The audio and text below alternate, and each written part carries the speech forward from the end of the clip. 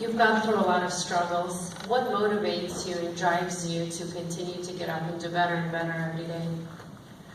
I'm glad you asked this, and it's a kind of a component of what I really want my speeches to hold for the next year or so. I call this concept an anchor thought. So we talked about that loop where you derive these really lofty goals, and then you want to develop those short-term, midterm goals so you can work towards those lofty goals. And obviously, you want all that tied to this purpose and mission statement that you've discovered for yourself so that you can make sure that your goals are in tie with the way that you derive fulfillment. But along the way, inevitably, we're all going to face significant challenges, right? Major setbacks. It's not going to be always in the form of blindness, or it might be the loss of a loved one, it might be the discovery of a cancer or something along those lines. Sometimes our bouts with adversity can be very simple, like the lady at Starbucks gets your name wrong every time, and that can be really frustrating. So you want to find a way to work through that adversity, right?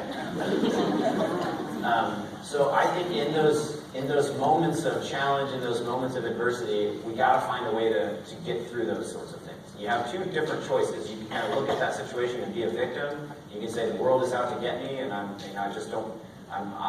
know why me. Or you can make that positive choice and say, I'm just going to own my reality. I'm going to make stuff happen. I'm going to make my goals happen. I'm going to work really hard towards my goals, and I'm going to make sure that I control all the things I can control and let go of the things I can't.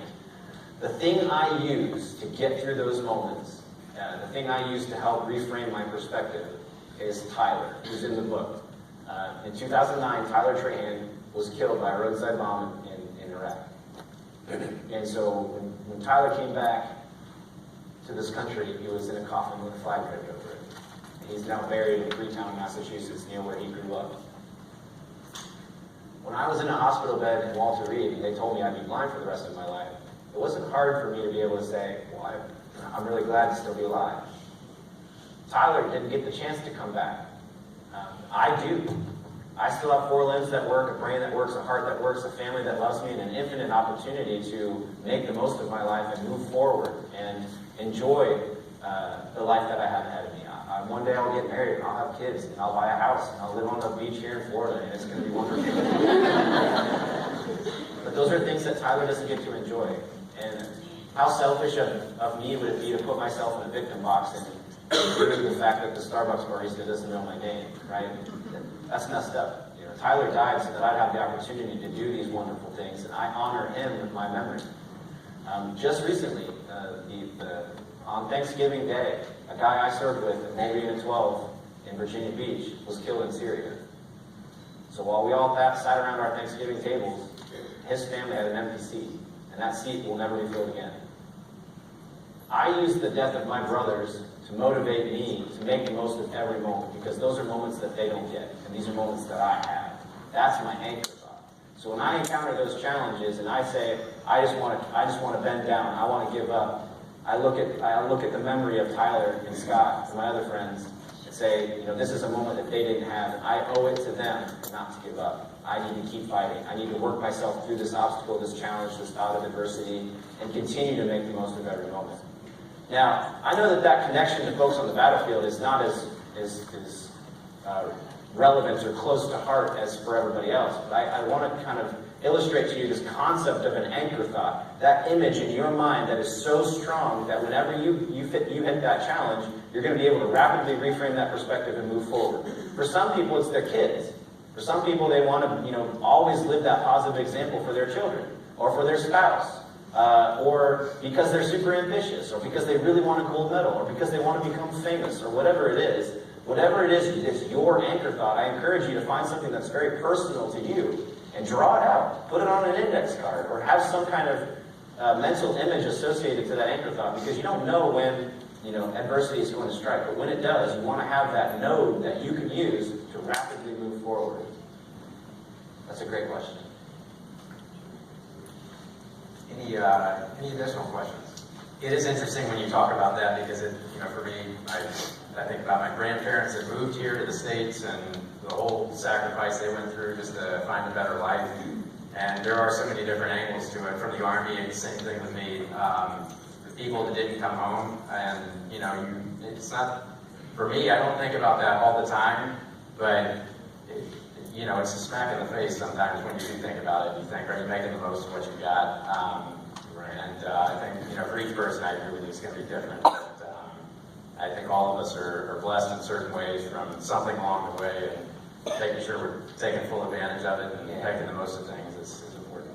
Yeah, I'm intense with that anecdote when I speak because I want it to impact you, but I don't want you to think that I'm like 24/7 thinking of the memory of the guys I lost. You know, to your point, yeah, it's something you got to come back to every once in a while, but we all got to live our lives, right? I don't live with that on my back at all times, but it's something I got to come back to every once in a while just to help you maintain that positive perspective. Yeah. We got another question here. Good morning. Good morning, how are you? Your story has been very inspirational, and I do want to ask you a question. I'm a parent of a special needs 11-year-old son. What advice would you give him on how to maneuver through life having a certain disability? You know, that's hard for me to answer because I'm a new disabled person myself, and I kind of had this chip on my shoulder that I kind of rejected the notion of disability at the beginning. I didn't want people to label me that way because I didn't feel that way.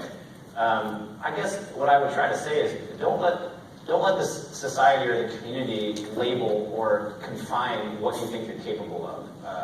I think when I was first blinded, a lot of people kind of had this idea that you're like, oh man, it really sucks that you got blown up, and you know, how does it? They kind of put me in that victim box. Oh, we're so sorry for you. And everyone was kind of like, man, what's life going to be like? And you're going to just take VA disability and just, you know, live alone in your apartment kind of thing. I think that's what people kind of thought. But I really wanted to prove them wrong. I really wanted to go out and I wanted to push those boundaries down. I don't know what I'm capable of until I try it. Can a blind dude drive a car? Well, let's give it a try. And there's obviously